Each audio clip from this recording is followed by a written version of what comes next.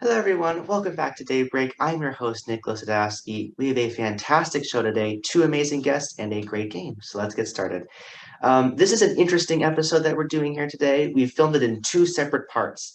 So a couple of days ago, we filmed the second half of this with Malia Welch, and today we're doing it with Natalie Lacy on two separate days. So for continuity, I'm wearing the same things, but if it looks a little different, that's the reason why. It should be definitely an interesting episode to do, and I'm very happy to get to do it.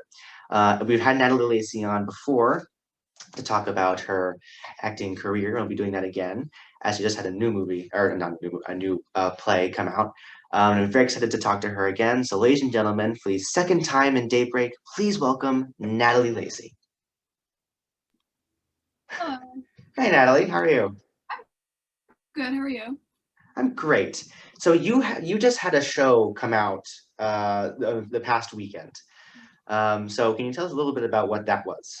Yes. I just did the Secret Garden at the school where I do theater, and we've been working on it for a really long time. We started it in January, and originally because of like COVID restrictions, we were gonna do it like outside, masked, but we eventually were able to do it like inside a theater without masks. So that was really awesome.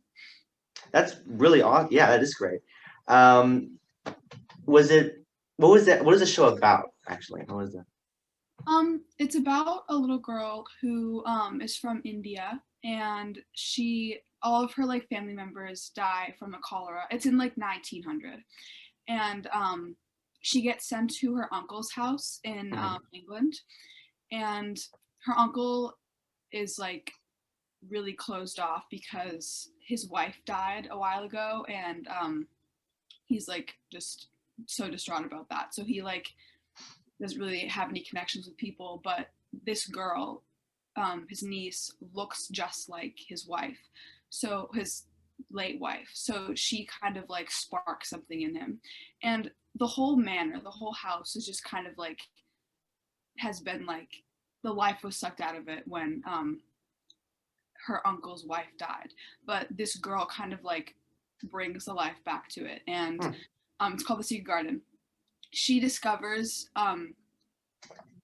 Lily's garden. Lily's the wife, and as she like brings life back to the garden, because she goes into the garden and she like it's all dead, but she like takes care of it, and that kind of like represents the people in the story too. I guess as the garden starts to come back to life, like everyone kind of starts to move on from Lily's death and like accept that she's gone and like go on with their lives because everyone in the manor has just kind of been like clinging to her ever since she died. Right. That's interesting. What role were you in this? I was Lily. Oh, who is Sarah? She was Dickon, and that's like he's kind of one of like the servants in the manor. Not really, but like he lives outside. He works in the garden. He helps Mary like bring the garden back to life. Hmm. Uh, just out of curiosity, like, was this like a multi-day production, or was it more of like you perform it once and it's done? Okay, it was double cast. So I was in the ensemble once when we did it, and then I was Lily once when we did it. And each cast got to do one show. So I got to do it once as Lily, and I got to do it once as the ensemble. Oh So wow, it was, that's fun. yeah, What what do you prefer, being Lily or being in the ensemble? I don't really know. It was like they were both two really different experiences. I of course like being Lily was fun because I got to sing and I got to like be with my friends and like of course that was super fun. But I don't know, being the ensemble was like crazy fun too because like we got to like play ghosts and we died like 10 times. But it was pretty You fun. know, dying's pretty fun, yeah. Um, yeah, it'd be I did the movie that your dad directed and everything, Mhm. and that was definitely an interesting experience. But I could never do like a live show, just because I don't know. There's something about the bright lights. I can't see who I'm performing to. That freaks me out. Have was that something that you had to get used to, like not seeing anyone who you're performing to, or was it more of like, okay, it's better that I can't see anyone that I don't know? I think It kind of freaks me out a little bit still. Like when you first walk out on stage, you literally can't see anything because the lights are so bright. But like your eyes kind of adjust. And Okay. sometimes you can see the people you're performing for. But especially when I was little, like I remember in 7th grade, it took me a while to get over that. Like not being able to see the people I was performing for. I went to a competition once and I sang a solo and the lights were wicked bright and I couldn't see the judges. And that freaked me out. I remember I was really freaked out by that. But I kind of just started to get over it as I got older. I, at my old school, used to perform, um, like at the beginning of every assembly, I'd do a musical, just like introduction. Like we did Ghost Whisper once, and it was amazing. Just to see like a bunch of middle schoolers walking into like, it was just the best thing ever. But I could see the people that I was doing it to, and when I did this movie, there was no one in the audience, but the lights were so bright I couldn't even see the chairs. I couldn't see Mr. Lacy. I couldn't see anyone. It was really like freaking me out because like it helps to see who you're performing to. And you said that your eyes adjust. Was there any part of this? It could be this production or any other production that you had to get used to throughout acting or singing or anything. Do you mean like had to get used to like a component that I had to get Yeah, used yeah, yeah. to?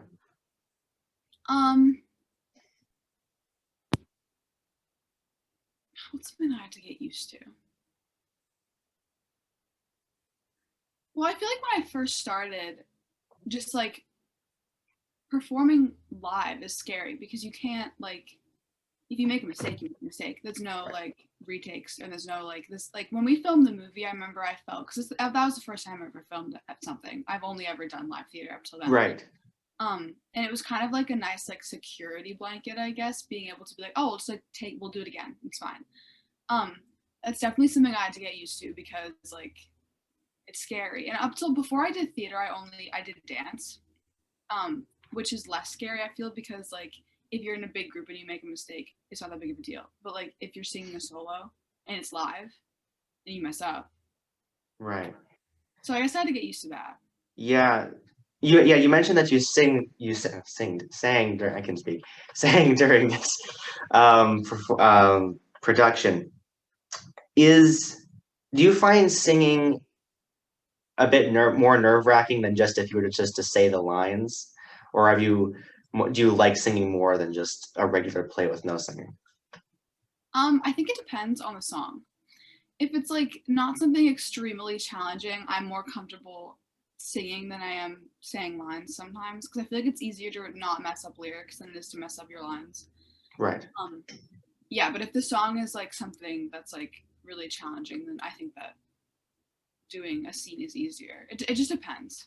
Right. Now I can't, unfortunately, due to the license that was applied to this, I can't speak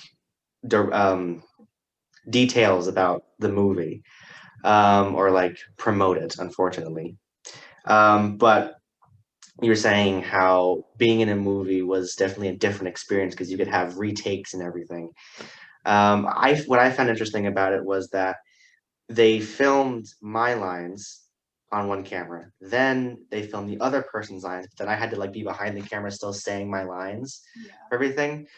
Not being in front of an audience and having to do that, was that something that you'd be wanting to do again, or is that something that you're like, you know what, I'll just leave it there. It was interesting, but I don't really want to do it again. I would definitely do it again, but I definitely prefer live because like I remember doing that and sitting there. I don't know, having the energy of an audience is just so much better. Because when That you're yeah, to like one person who's like my dad, who's obviously seen it a bunch of times, he's not laughing, he's not like reacting, and the person who's filming is not reacting either. So you're just kind of like performing to no one. And I right. think that like having the energy of an audience makes performing way more fun and like way easier. Yeah. Actually, on that note, when I did those performances, the second that people started like clapping along, it like took away all the nerves. Is there a point in like a play where like you may be a little nervous, but like something happens and you get really comfortable because like you know the audience is behind you or something? Has that ever happened? Um, I think just Usually the longer I'm on the stage, the more comfortable I get. Like during this show in particular, the one that I just did, I was really nervous when I first stepped on stage because this role in particular was like hard vocally for me. Like it was hard to sing and I had to sing a lot. Um, and I started the show, so I had to start the whole show with singing, and I was really Oh, nervous when I stepped on stage. But then I was on stage for like the next 10 minutes, and I wasn't actually talking. I was just standing there watching, and then I had to sing again. But just like being on stage and being able to like let my eyes just look at the audience, I just got more comfortable with it. And it does help when the audience reacts because you're like, oh, they like me. yeah. Has it gotten easier for you the more times you do productions just to go out there and do, like, I know it's still a bit nervous, but like looking at where you were when you first started performing to where you are now, has there been like a drastic improvement in terms of like it's been less nerve-wracking to do this?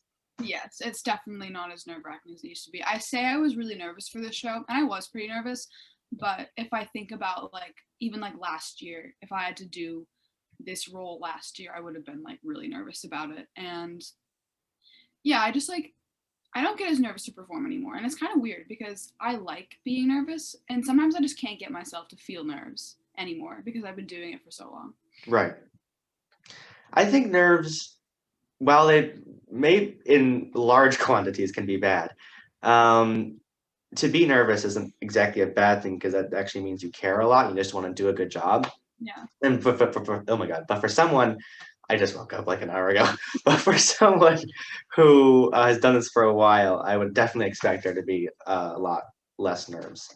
Yeah. I even get nervous before doing these shows. Like I come on here, I'm like, okay, I have to get like ready for this and everything. I know it's in front of a camera, I can like, let's do that again, but like it's still nerve-wracking to do this Yeah. stuff. And I remember when you were last on last year, we talked about like your entire resume of like shows. We went to like 12 different shows. I can see you've got Shrek hanging behind you. Um, has anything gone wrong that has made a show memorable in a good way?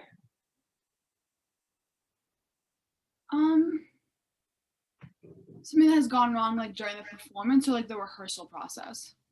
Either, actually. Now I'm curious that you mentioned that. Well, if I can think of a better one after I say this, I will. But Okay.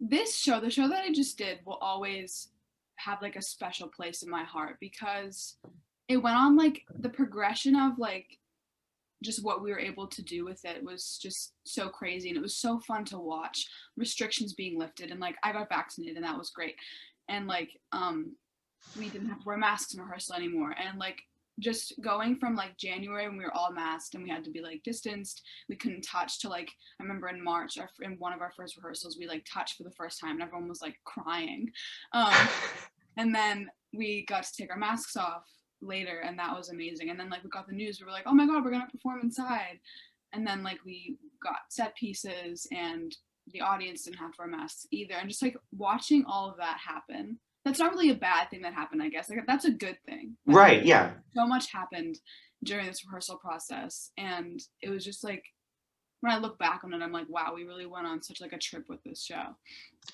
Yeah, the COVID, I think everything that has happened during COVID will definitely be extremely memorable.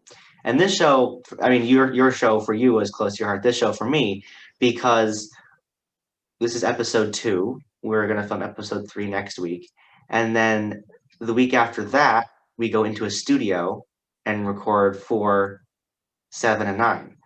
And the fact that we're able to do that is amazing because when we first started this is all we could do, and we did it on Instagram, which was stupid, but like this is all.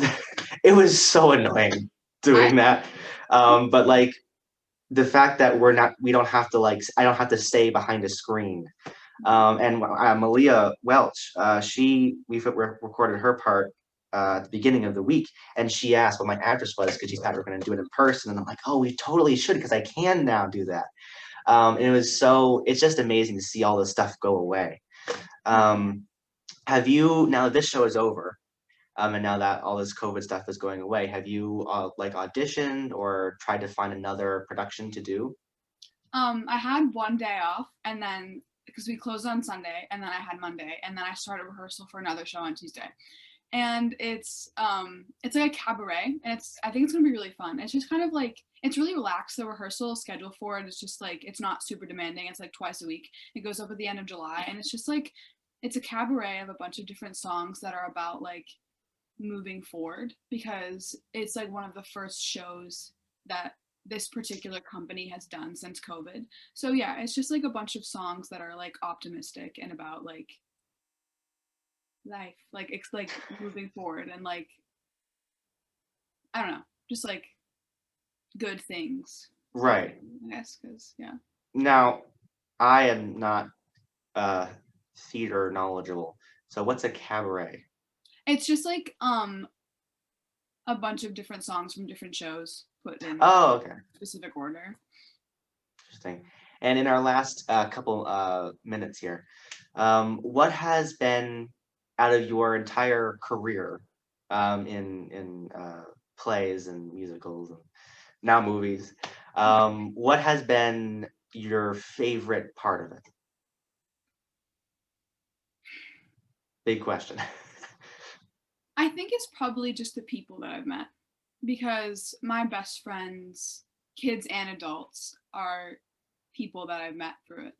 Like a couple people in particular, like my music director and my vocal coach, he's my music director like half the time, and he's my vocal coach. He's like one of my favorite people in the world, and I never would have met him if I didn't start theater.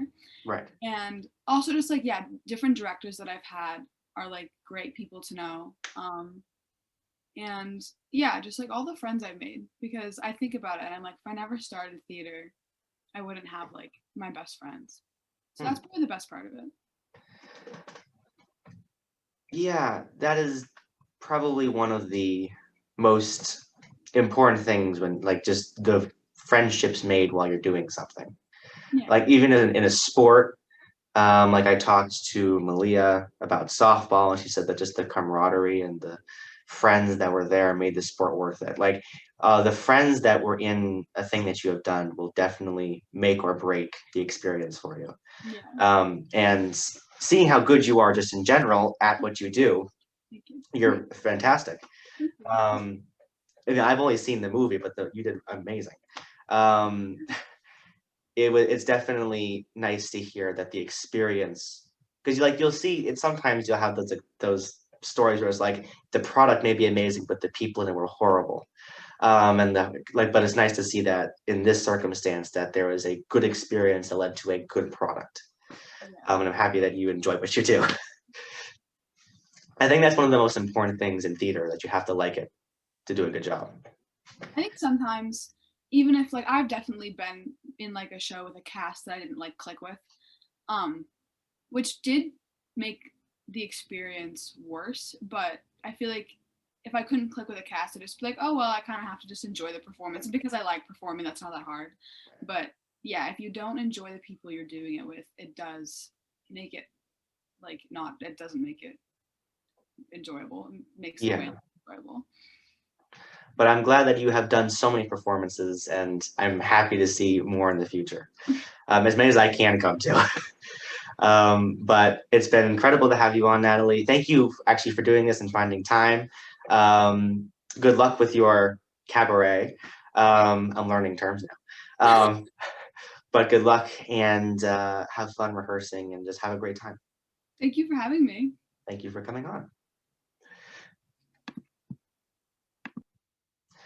All right, so that was my interview with Natalie Lacy. As I said, we're doing this in two separate parts, so I'll lead into the next guest, even though there will be no other guest.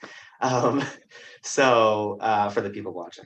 So thank you so much, Natalie. And now for our second guest today, we've had her on. She's never been on Daybreak before, and we're excited to have her on. We filmed her section at the beginning of the week, but you'll see her right now. So ladies and gentlemen, please welcome to Daybreak, Malia Welch. Hi. How are you? I'm good. How are you? I'm fantastic. So, how have you been since Last Friday. Busy, very, very busy. How about you? Been doing this basically. I recorded the first episode on Friday, and this is the second one. So, and I've been doing a lot of AP Chem work to make sure I get that done before I. Oh, that's exciting. Yeah, what have you been doing? I've been super busy. I've just kind of been hanging out with friends, going to the beach, working, kind of. Where do you work? And Oh, yeah, I then know. But where do you work? Yeah. I work at a restaurant. I mean, I've only done like a day or two, but Oh, nice. Yeah, is it in Norwell? yeah, Tutoria. I actually don't know where that is. Oh no, I do know where that is. Um, I it is a bit odd for me to go to normal restaurants and then see kids I know. I'm like, I know who that is. And I'm just I like know. eating food. I'm like, oh, they're gonna get to know like what I like to eat. It's a bit like It is weird, yeah. yeah. And you're not allowed to have conversations with them, right? Like you have to just Not really, no. I mean, it can be like a high and by, but not much. right. Yeah. So you having just finished school have also finished the softball season, correct? Mm-hmm. And you did both JV and varsity. Mm-hmm. So, firstly, how is that actually possible? Because I thought you could only do one team at a time. So what happened was you can be on JV, like you can start out on JV, and then like if you're doing well or like they need an extra player or something, they can like call somebody up kind of, Okay.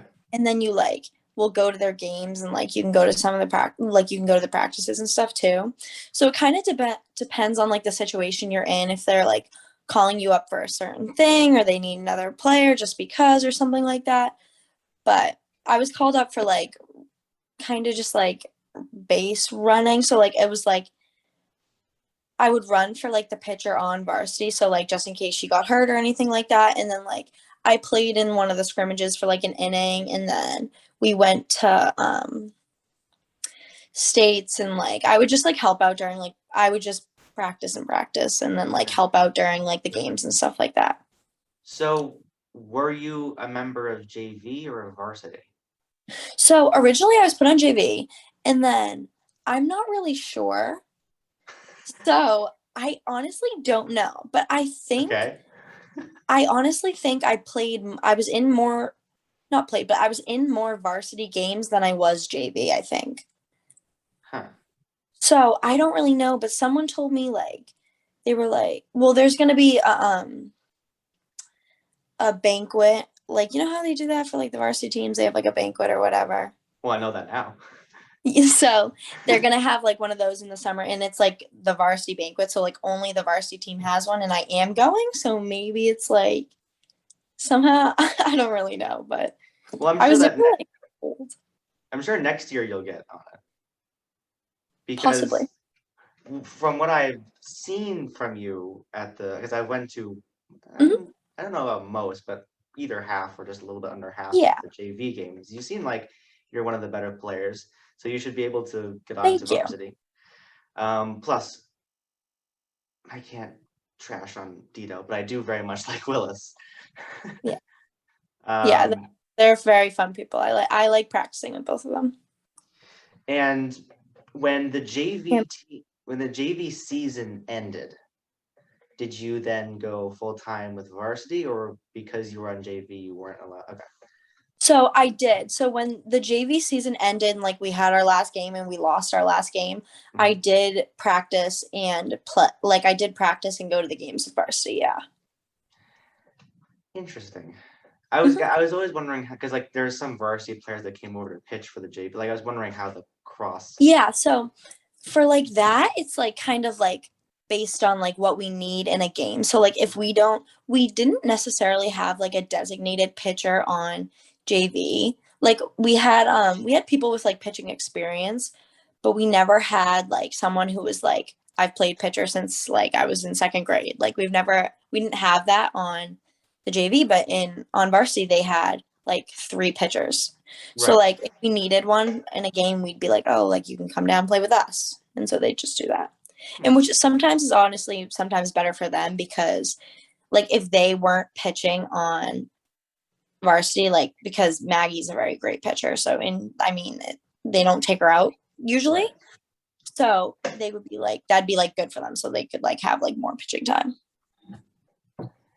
Yeah, I spoke with Bianca on last episode about softball as well, and I played baseball, surprisingly, in middle school for one season, and I hated it just because I couldn't hit. Like I could catch really well. I always caught the fouls and everything. I was a great outfielder, and I played third base, and I did not Mhm. like playing shortstop, but I could not bat. I always missed the ball. I'd swing well, but like just completely miss.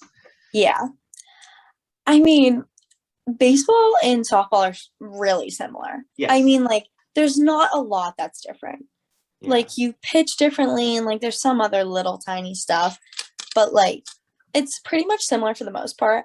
And I've played softball for a while. I think I've played since like probably second or third grade, Nice. probably second grade, and like starting in middle school is like nerve wracking. Like if you started in middle school, like that's like nerve wracking because like usually kids do play since they're like little. Right.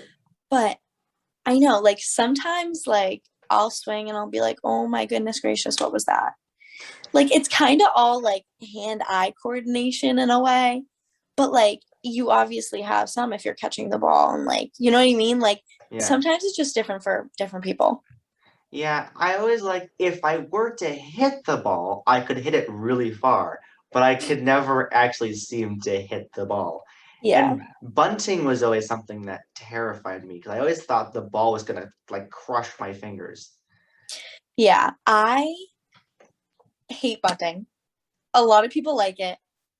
I do not like it whatsoever. I don't know. I'm not even like afraid about like my fingers getting like hurt because I mean there's a certain way you can like hold it, Right. but I don't know. I just never have liked bunting. But it's bunting's kind of difficult too, in a way. Like some people are really good at it, and some people think it's super easy. But I think it's like somewhat difficult because like I in middle school and stuff never bunted, and I never played like club teams because like club teams would be like kind of in the spring and like usually in the summer. And so in the summer I'm down the Cape, so I never played club teams. And like usually on club, like you do more and like practice more and you bunt more and you do like kind of everything like to more. And I never bunted until like this year because my 8th grade I didn't get to play. I just had a lot going on. And then 9th grade I obviously didn't play because of COVID. And so like I had the 2-year gap where like usually that's where like people start bunting and they start doing like more like not like advanced, but like in a way, Right. like more like skilled things. So like in middle school it was like it wasn't a joke, but it was just like less competitive. Right. Yeah. The good thing about sports is that even if you are absolutely horrible, like I was with batting, the players were never like, you suck and then made you feel bad. Like they're actually like there for you. Yes, I agree. And I feel like definitely with softball, like definitely with the girls I played with on both JV and varsity, they were all like, here, let me show you how to do this. Here, like, let me help you out. Here, like, oh, they were always super helpful and always were like, definitely like looking for like everyone's best. Like, they always like helped you up and like picked you up, kind of thing. Right. Yeah. I remember watching the games and the coach Dito saying to cheer on the players. But even like in the dugout, when I was just sort of standing off to the side, I could just hear the camaraderie and the just general spirit. And it's nice to see that in a team because a lot of teams don't have that. Definitely with softball,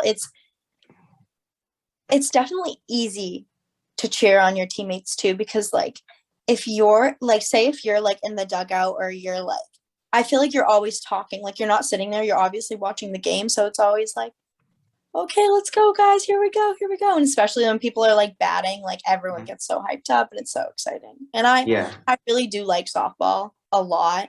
And I especially like it for that reason. Right. Yeah. It just makes the game better. Now regarding, and I've never actually understood this. Have you pitched before, like just in practices? So I have pitched once in my entire life. I think it was like 6th grade, and we didn't have a pitcher at our game, and she like didn't show up, or she like couldn't show up or something like that. Okay. And so I pitched like 1 inning. It went relatively okay, but never again. Relatively? Relatively. I didn't Okay. do awful, but I didn't do like good. Okay. So it's not like I walked a bunch of people, but I definitely wasn't striking everybody out. I've never understood. I mean, I can't pitch anyways. I've tried it. I can't. But like I can throw from third to first and hit it on target. I Yeah. don't understand how you can have control swinging your arm that violently. I don't know either. So like some of the girls that pitched for us like this year, like on varsity and JV, I don't know how they do it. Right. Like it's not something that you just walk out there and you do at all. And especially with like it's a lot of pressure too. Yes. So it's not like you're just standing up there and it's like, oh, whatever. Like it's a lot of pressure. And I watching when I was like at the varsity games, watching Maggie Donahue, who's our varsity pitcher, Okay. or like the main one, but she is a very good pitcher, very good. And I'm like, I look at her and I'm like, I don't know how she does that because it's so fast, like how like you swing your arm and like Right. you let go at like a certain spot and like you hold it a certain way and like it's definitely not my thing, but she is really good at it. And I could not tell you. I couldn't tell you. I very much admire the skill because when when you throw things, just like generally, you throw them overhand. Like you, Yeah. as a general person, that's how you're used to doing it. So baseball, while you have to figure out how to like actually throw it on target. You sort of know what you're doing. Softball, you Yeah. have to completely change your mindset of throwing, and it's so. I'm like, because the East Bridgewater pitcher who's like in middle school who throws like 90 miles an hour. I'm like, how does she do that? Like, that's amazing. I know. I think I think she's in 7th grade. And so how it works at EB, I think it's like first if they need somebody, they can call somebody up if they're good enough or so. I don't know, something like that. It's some rule. I don't really know how it works, but she is amazing. Yeah. She is very, very good. And it's like it's super fast and it's really accurate. Yeah, I was talking to one of the players on the team, and she said that the ball's in the glove, in the catcher's glove before you even know it's left her hand. Exactly. It's hard to hit off her, but there's definitely girls that can. Yeah. I mean, I think everybody can, but it's not. It's what we're used to, but not to that extent. Right. Yeah. She's a varsity player in middle school. I know. It's crazy. It's ridiculous. But it's very entertaining to watch. But I get really like into it. I'm just like, oh no, it's that pitcher. So I'm just like, I'm standing like my fingers like practically like squeezing the metal. Yeah. Yeah. No, she's good. Yeah. But I make these interviews too short. But the good thing is that we're filming this separately because Natalie Lacy is actually at a party right now. I'm very jealous. She's doing stuff with her theater people. She had a show on over the weekend. So I don't have to stick too rigidly to a schedule. But I would like to get to our game. And the game is called Objectively Difficult. I'm very clever with names, I think. And basically what it is I have a number of objects next to me. I'm going to describe them vaguely, and you can ask for 2 hints. And if you can get it with no hints, you get 3 points. With 1 hint, 2 points. 2 hints, 1 point. And of course, you get it wrong, you get no points. But the goal is to guess what the object is from my description. Okay. That makes sense? Yes, it does. Okay. I don't know how good I'll be at this game, but okay. So, Okay, let's see. This object is used to play an instrument. It's a percussion instrument that you play with it, and it often chips when used. Is it a drumstick? Yes, it is. Perfect. I have like 1,000 of these in my basement because I have a drum set. I'm just like, when these things break, like they go flying, and it's quite scary. That's actually funny. I don't know why we had a drum set. Nobody played the drums in my house, but we used to have a drum set, and I have a twin brother. He doesn't go to Okay. Norwell, but Yes, yeah. me and him used to literally throw those at each other. We used to fight a lot when we were little, but Well, my brother and I'm sometimes playing. He'll come down and he plays a saxophone, so he'll just like blast the saxophone. I'm just like, shut up. I know. I don't hit him. It's like a warning shot. I throw it near him. Yeah. All right. So this next thing, I don't know why I did this, is something that all kids thinks makes all food better. That probably gave it away. It is a food itself, and it's stored in a bottle. Kids think it makes all food better, and it's stored in a bottle. Oh my god, I don't know. Remember, you can ask me 2 hints. Do I have unlimited guesses? Let's go with 2 guesses. Okay, I'll have one hint.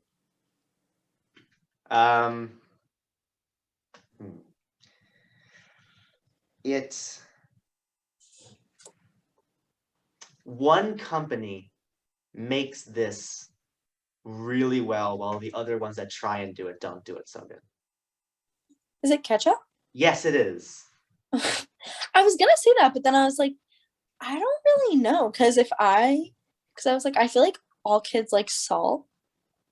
So Really? I was like, yeah, I don't know. I feel like when I was a kid, I was like, salt was like, I don't know.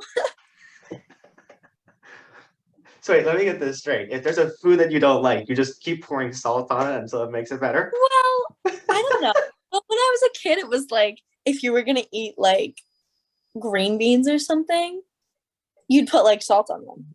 Like if they were like cooked. Now, I how don't know. much salt? I'm curious, like just how much salt? Like a little. Not a Okay, lot. okay. But In my mind, I'm like picturing a steak with just like a mountain of salt. I do like my steak salty, but not that salty. All right. And seeing as we're running out of time, this will be the last one. This thing is used to make you stronger. You find them in gyms, and they can be made out of a variety of materials. is it a weight? Yes, it is. And this is the most I can carry. It's 2. This is all I can do. I can't do a 3. I'll break my arm. I'll do 1 more actually. It's fun. I actually, depending on how I describe this, you may never get it, which actually is good for me. This thing is made of cloth. Mm-hmm. You use it to protect yourself when you're dealing with objects that can hurt you. And it is removable from the object that it's on. Okay. Is it a like an oven mitt? No, but you're not ridiculously far off. Okay. You get 1 more guess, by the way, so be careful.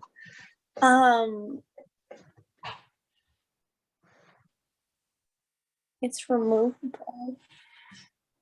It's a type of mitt. It's not called an oven mitt. Okay.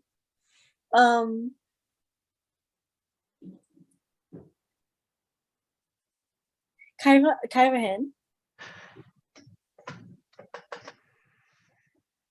It's in the same family as an oven mitt.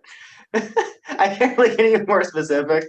It can be. It's mostly used like an oven mitt's used for like kitchen things. This is used to be used outside.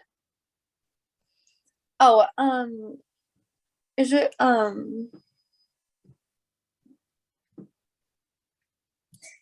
is it like gardening gloves? Yes, Oh.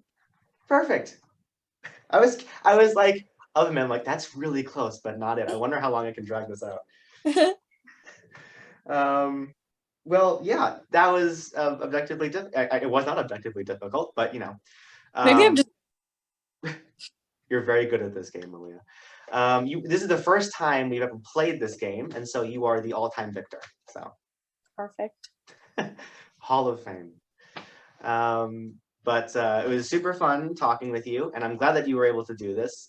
Good luck, not good luck. Have fun on your vacation, which you're leaving for tomorrow. Thank you. Cape Cod, right? Yes. You have like a house on Cape Cod, or are you staying in a hotel?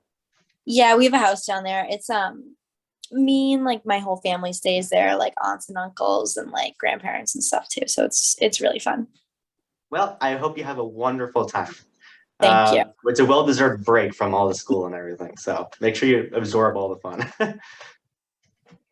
But yeah, so if you could you could leave if you want to, or you could stay till the end. But if you decide to stay, then just make sure to turn your camera and microphone off.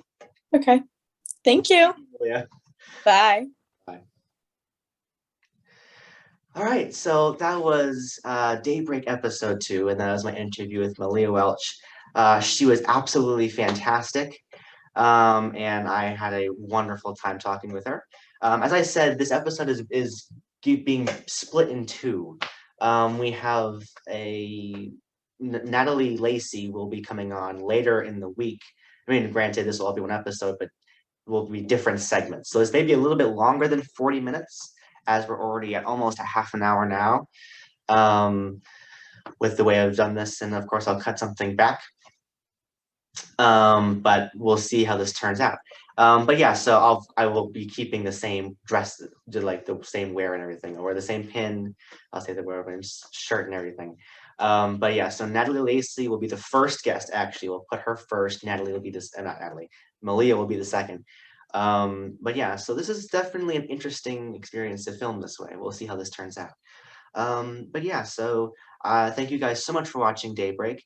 The next episode we have will be Bailey Rebufo and Alexander Verson. We had Alexander on last season, twice actually, but the first time the video got deleted.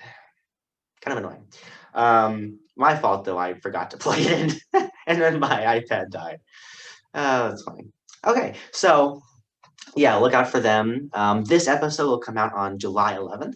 So if you're watching it, you're watching on July 11th or later. So, and then we have our studio episodes, episode 4, 7, and 9, which will be filmed at Bossy Studios. So yeah, look out for those as well. But for now, thank you guys so much for watching Daybreak, and I will see you next time at our next endeavor with our next 2 guests. And I hope that you guys will enjoy it. So thank you very much, and I will catch you next time at Daybreak. Bye, everyone.